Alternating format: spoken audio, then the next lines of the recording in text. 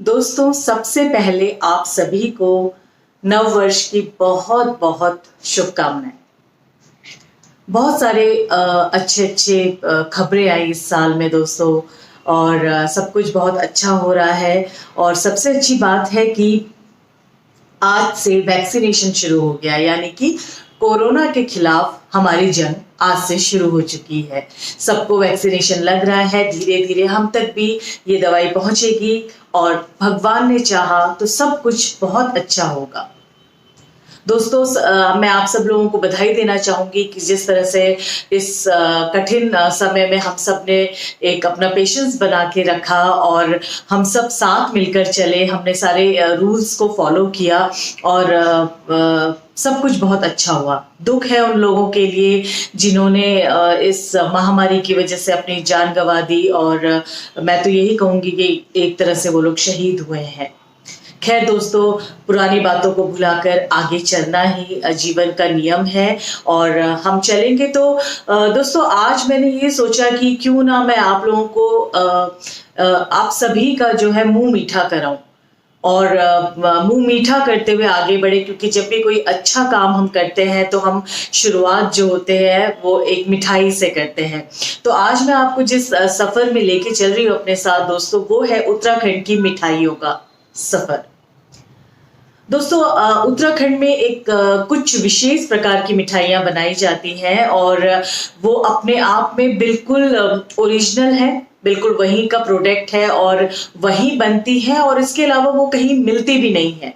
ऐसा कहा जाता है कि कुछ लोगों ने दिल्ली में उन मिठाइयों को बनाने की कोशिश की, बिजनेस शुरू करने की कोशिश की, लेकिन वो उस प्रकार से सफल नहीं हो पाए।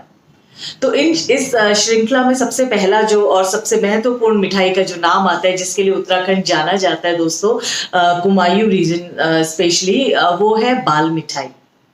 अब ये बाल मिठाई क्या है? ऐसा माना जाता है दोस्तों कि बाल मिठाई की जो शुरुआत थी वो नेपाल से हुई थी, लेकिन फिर वहां से एक व्यापारी जो है कुमायूं आए, यहीं सेटल हुए और उन्होंने यहाँ इस मिठाई को प्रचलित किया।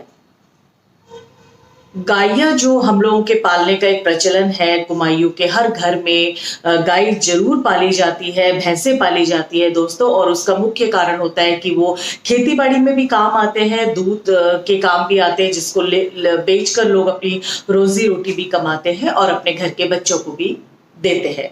और दूध से बहुत सारे प्रोडक्ट्स बनते हैं, जिसमें से एक है खोया।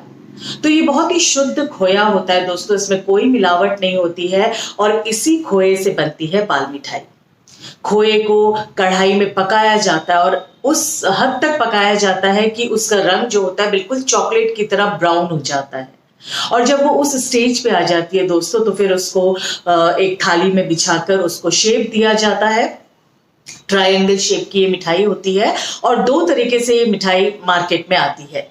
एक जो कि बिल्कुल प्लेन होती है ट्रायंगल शेप में, जिसको हम चॉकलेट कहते हैं, और दूसरी होती है बाल मिठाई, जिसमें कि इसी चॉकलेट के ऊपर हम चीनी के दाने, जैसे कि साबुत दाना होता है उस तरह का शेप उसको देके उसके ऊपर उसको चिपका देते हैं। और ये बहुत प्रचलित है। मैं अपनी इसी कहानी में आगे उसकी फोटो भी आपको दिखाऊंगी।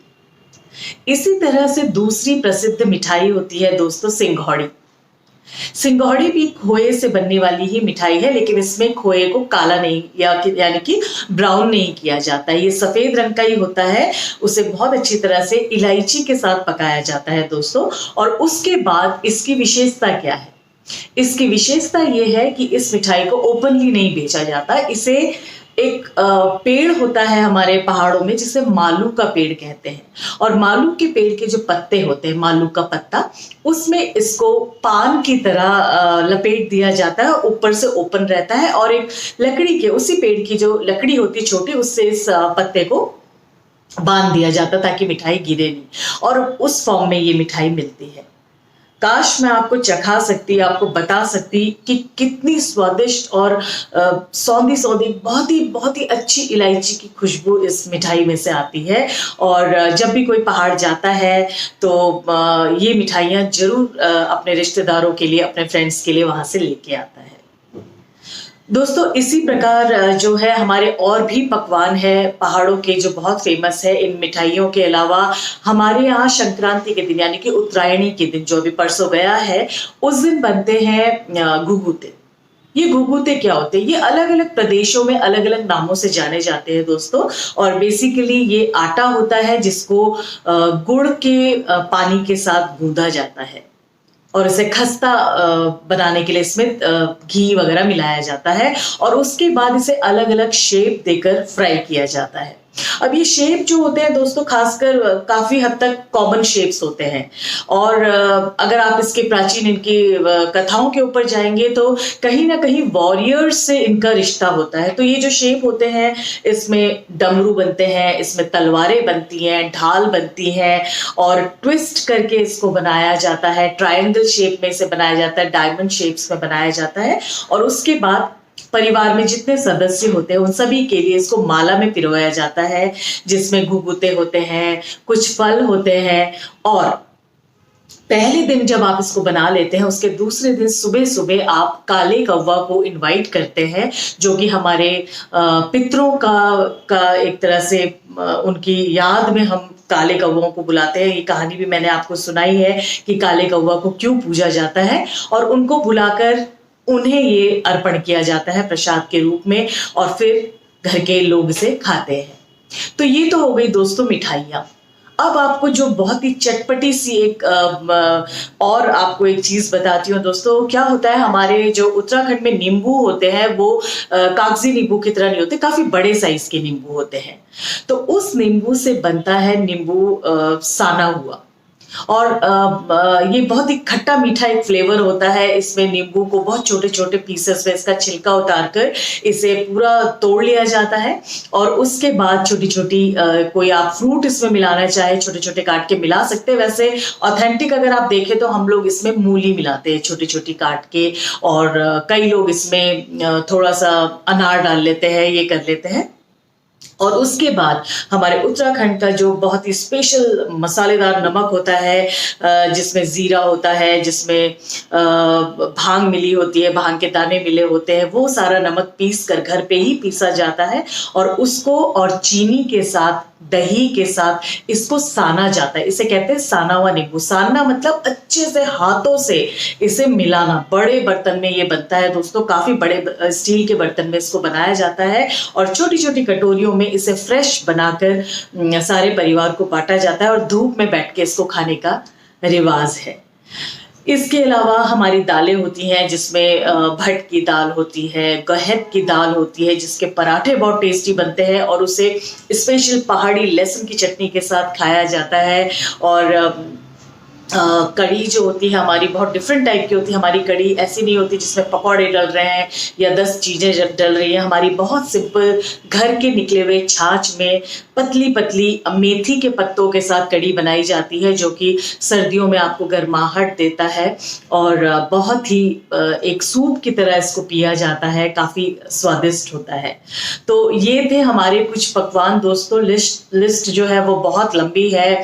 रस भात खाते हैं, रस भात होता है जिसमें कि जितनी भी सॉलिड जो हमारी पहाड़ी दालें होती हैं, राजमा, गहत होता है, चने होते हैं, सारी दालों को रात भर भिगाया जाता है और सुबह के टाइम पे उसको जब वो फूल जाती हैं तो उनको बॉईल किया जाता है और बॉईल करने के बाद उसके रस को अलग निकाल के उसको चावल के साथ, हम लोग उसे भात कहते हैं, पहाड़ी भात, भात के साथ खाया जाता है। और जो उसका जो बच गया है उसको आप चाहे तो पराठे के रूप में खा सकते हैं, चाहे आप उसको वैसे ही उसमें कच्चा प्याज और सलाद छोटा छोटा काट के मिर्ची के साथ उसको आप एज अ स्नैक्स खा सकते हैं। तो ये थे हमारे कुछ बहुत ही स्वादिष्ट पहाड़ी व्यंजन दोस्तों, इंक्लूडिंग बाल मिठाई, जिसको खाते ही ये पता चल जाता है कि हाँ ये पहाड़ी, ये उत्तराखंडी खाना है और हम इन खानों के लिए जाने जाते हैं। और हम बहुत पसंद भी करते हैं दोस्तों कि हम आपको वो खाना खिलाएं। तो जब भी हमारे घर कोई मेहमान आता है और अगर वो सीज़न है कि हमारे घर में बड़े नींबू हैं और हमारे घर में अरबी गडेरी हम बोलते हैं, गडेरियाँ हैं, तो हम आपको वो खाना खिलाना पसंद करते हैं। बड़ियाँ हमारी जो होती हैं वो पंजाब में भी बड़ियाँ बहुत खाई जाती हैं, लेकिन वो डिफरेंट बड़ियाँ होती हैं, वो स्पाइसी होती हैं, हैं वो मसालेदार होती हैं, उनके शेप्स डिफरेंट होते हैं, लेकिन हमारे यहाँ की जो बढ़िया बनती है दोस्तों वो बहुत ही सिंपल और बहुत ही कम प्लेन मसालों के साथ बनती है और उसको आटे में भूनकर बनाया जाता है।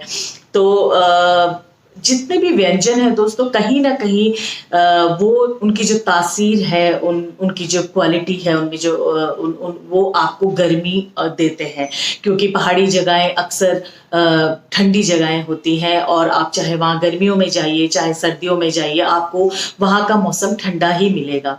और पहाड़ी जो जीवन होता है वो बहुत इजी जीवन नहीं होता है दोस्तों। खेती बाड़ी होती है, बहुत दूर दूर तक लोग पैदल चल के जाते हैं, दूर दूर से पानी लेके आते हैं, थोड़ा कष्टमय जीवन होता है और जीवन जीना है तो आपको सारे काम करने ही पड़ेंगे, चाहे वो खेती बाड़ी हो चाहे गाय भैंस के काम हो। तो इन सब में आपको पौष्टिक और हेल्दी खाना चाहिए और हमारा पहाड़ इन पौष्टिक और हेल्दी खाने के साथ अपनी जिंदगी को बहुत खूबसूरती के साथ जीता है। आशा करती हूँ दोस्तों आपको ये यात्रा अच्छी लगी होगी, आपको इस यात्रा में मजा आया होगा और आपके मुंह में पानी भी आया होगा। मैं आपको फोटो जरूर इसमें अटैच करके दिखाऊंगी, आप देखिए उनको। और जब भी उत्तराखंड जाएं तो प्लीज वहां की मिठाइयों को जरूर टेस्ट करें और अगर आप दिल्ली आ रहे हैं वापस वहां से तो मेरे लिए जरूर लेके आए। फिलहाल आप लोगों से विदा लेती हूँ। नव वर्ष की बहुत बहुत शुभकामनाएं। 2021 आप सबके जीवन में बहुत सारी सुख सुविधा और बहुत सारी शांति लेके आए, कोई टेंशन ना लाए, कोई दिक्कतें ना लाए और आपका जीवन सुखमय रहे।